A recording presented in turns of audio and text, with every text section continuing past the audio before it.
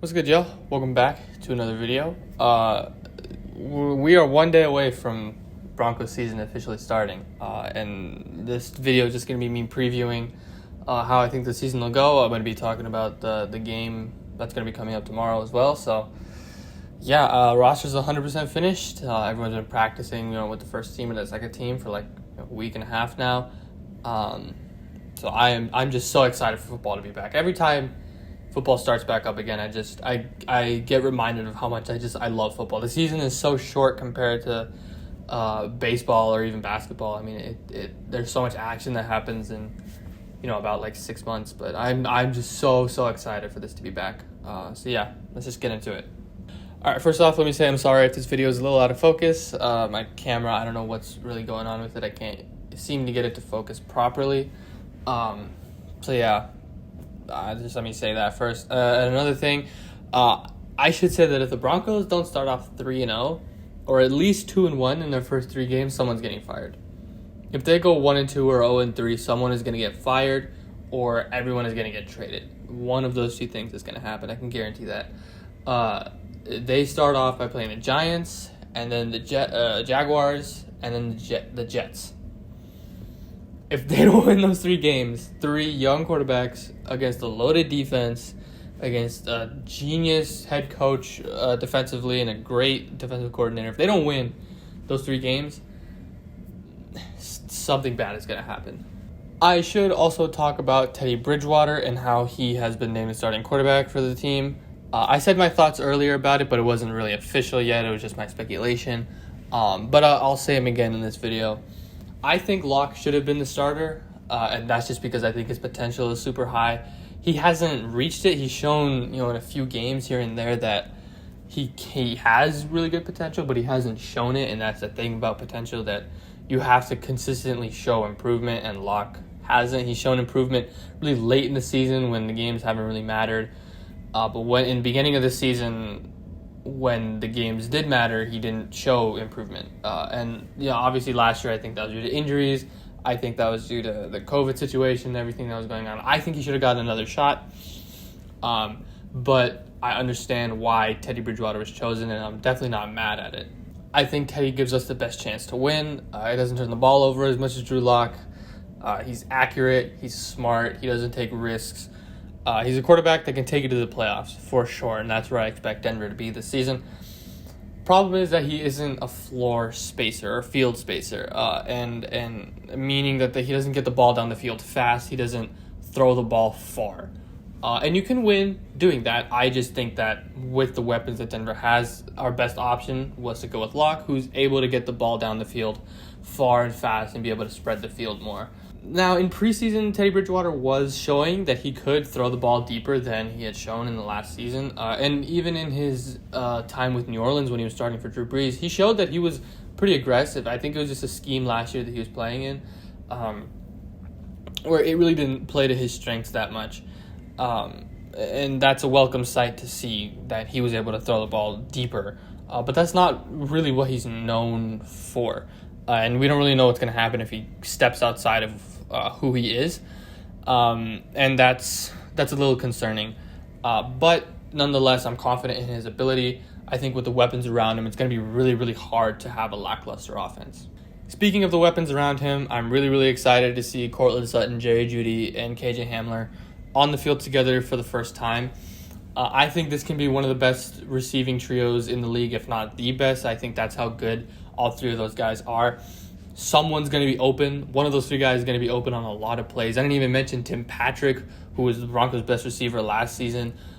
He's sure-handed. He's going to make the play. He's going to make the catch. As he's open, he's going to be open a lot.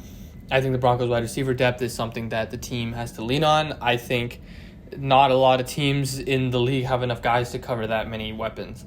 And all you have to do is just have a quarterback who can get you the ball, and Teddy is definitely the guy who can do that. I'm really excited to see a full season of Noah Fant and Albert O together on the field. Like a lot of people in the NFL, and especially on the Broncos, Albert O tore his ACL, so he's not going to be 100%, but he looked good when he played in the last preseason game against the Rams, I believe. So I think they can have a huge impact on the field. I think Noah Fant is going to absolutely break out along with Jerry Jeudy. That's something that I'm super, super confident on. So I'm really excited about that too. The defense, I've also talked about them, but I'll say it again as well. I think that behind the Rams, Denver has the second best defense in the entire league, and they have the potential to be the best defense in the entire league.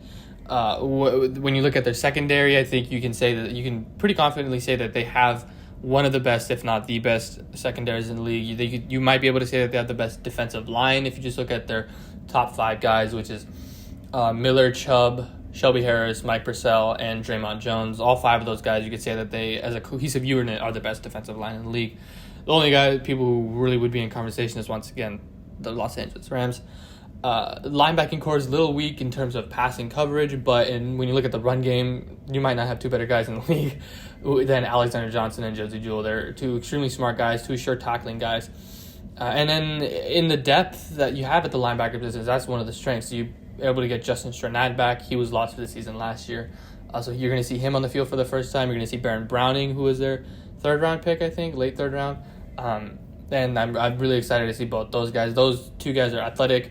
They're going to be able to cover a lot of guys. So super excited about the defense in general. And just previewing the game tomorrow, I guess I kind of alluded to it before. I think Denver's going to win.